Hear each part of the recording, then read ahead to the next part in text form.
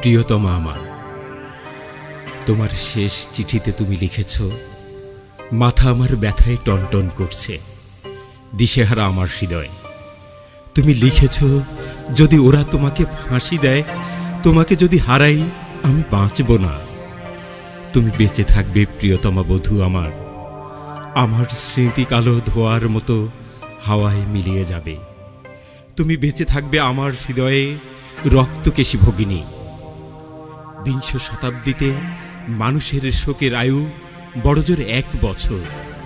মৃত্যু দড়ির এক প্রান্তে দোদুল্যমান শবদেহ, আমার কাম্য নয় সেই মৃত্যু। কিন্তু প্রিয়তমা আমার, তুমি জেনো, জল্লাদের লোমশ হাত যদি আমার গলায় ফাঁসির দড়ি পড়ায়, নাজিমের নীল চোখে ওরা বৃথাই খুঁজে ফিরবে ভয়। অন্তিম উষার অস্ফুট আলোয় আমি দেখব আমার বন্ধুদের, তোমাকে দেখব। আমার সঙ্গে কবরে যাবে শুধু আমার এক অসমাপ্ত গানের বেদনা।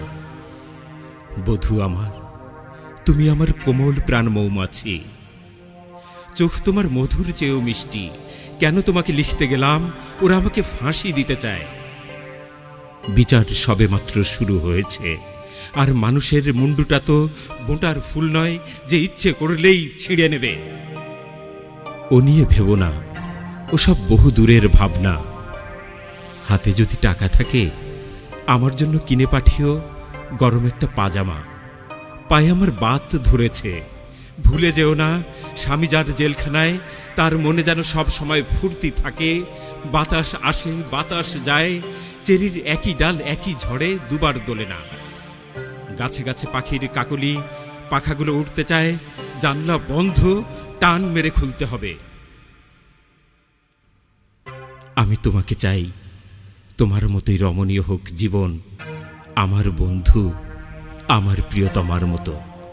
আমি জানি দুঃখের ডালি আজও উজাড় হয়নি, কিন্তু একদিন হবে। নতজানু হয়ে আমি চেয়ে আছি মাটির দিকে, উজ্জ্বল নীল ফুলের মঞ্জুরিত শাখার দিকে আমি তাকিয়ে। তুমি যেন মৃন্ময়ী বসন্ত আমার প্রিয়তমা, আমি তোমার দিকে তাকিয়ে। মাটিতে পিঠ রেখে আমি দেখি আকাশকে, তুমি যেন মধুমাস, তুমি আকাশ, আমি তোমাকে দেখছি প্রিয়তমা।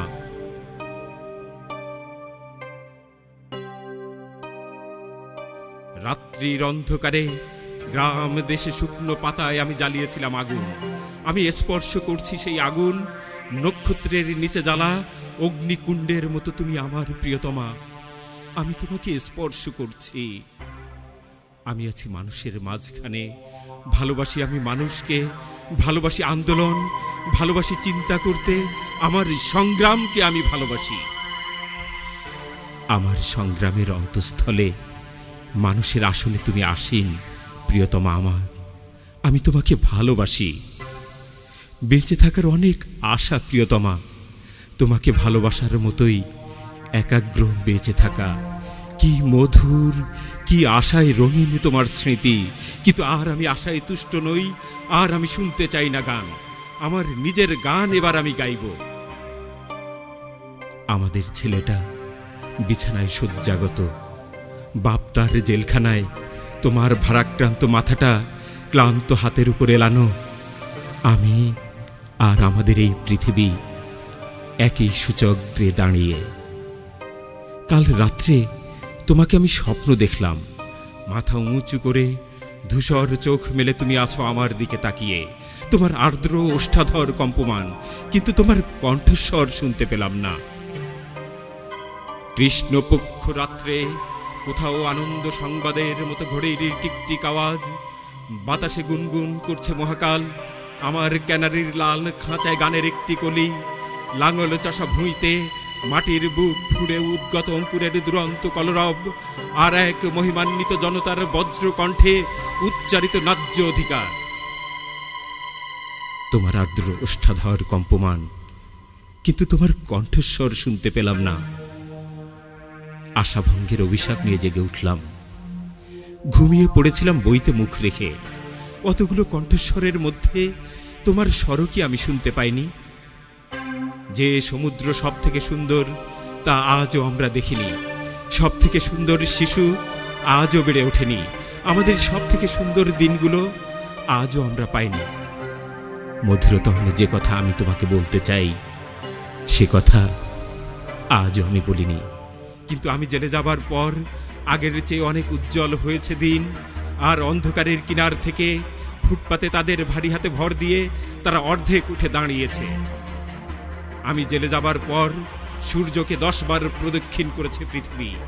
আর আমি বারংবার সেই একই কথা বলছি, একই কথা। জেলখানায় কাটানো 10টা বছরে যা লিখেছি সব তাদেরই জন্য, যারা মাটির পিঁপড়ের মতো, সমুদ্রের মাছের মতো, আকাশে পাখির মতো অগণিত, যারা ভীরু, যারা বীর, যারা নিরক্ষর, যারা শিক্ষিত, যারা শিশুর মতো সরল, যারা ধ্বংস করে, যারা সৃষ্টি করে। কেবল তাদেরই জীবন বৃত্তান্ত মুখর আমার গানে। আর যা কিছু ধরো জেলখানায় কাটানো 10টা বছর।